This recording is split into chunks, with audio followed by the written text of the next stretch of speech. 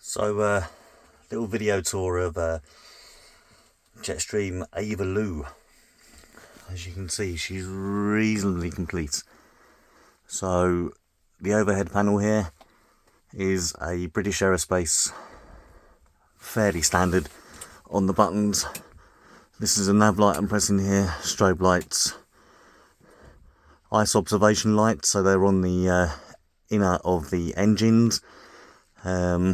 And then we've obviously got fasten seat belts. Those red gauge buttons there are things really that you don't want to be pressing by mistake. So fuel taps, fuel cocks, etc, etc. So we've got the yokes in the aircraft and first officer's instruments here, airspeed indicator and artificial horizon, altimeter, navigation. Up here we've got autopilot and annunciator panels. We've got cabin pressurization.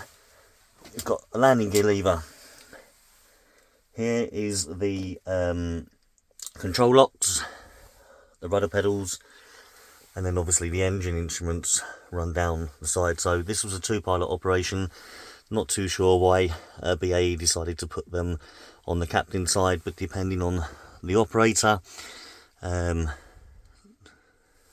co-pilot doesn't always get to hold the throttles on takeoff, so it may be that the captain sees it there. There's a few bits missing. Again, some ice protection here and some test buttons. We've actually got the throttles there and your prop pitch levers. You've got a flap lever here, it's a very small flap lever, and you've obviously got fire handles here, so if there'd be a fire, pull the handle, turn, it will cut off the fuel immediately, and then you can discharge one or two shots into the engine. And that there is the captain's taxi tiller. Here, this red lever goes into there, and should the landing gear not come down, you are able to pump the landing gear hopefully down. As you can see, the windows are in the aircraft, the pilot seats, and then you've got your communication there, your frequency selectors, etc, etc. So a very old design. This aircraft was actually built in the 1980s, I believe. She's been sat outside for quite a period of time. So she actually had a landing incident at the Isle of Man when the left-hand gear collapsed. The aircraft was repaired, and then subsequently had a landing accident at Doncaster when the right-hand gear collapsed. It was a big investigation, and they found it was a weakness in the landing gear, which was a fix. British Aerospace designer fixed, but by that point, this particular aircraft had stopped operating and sat at the side of Doncaster Airport 6 or 7 years. The former owner now has donated the aircraft over to us.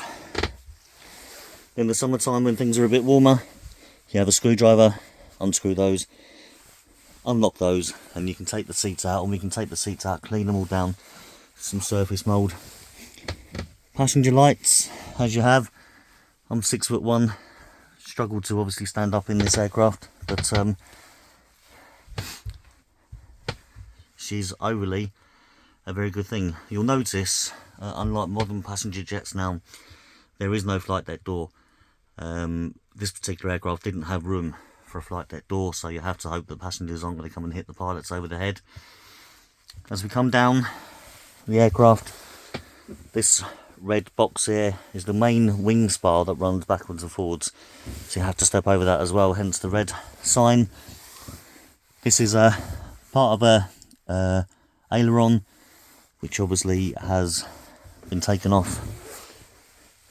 There's a slight gap in the seats here, probably the best seats in the house on this aircraft, as you get extra leg room, and that's so that you can get out the emergency exit should you wish. You pull this lever and you throw the door out and you go out on the wing.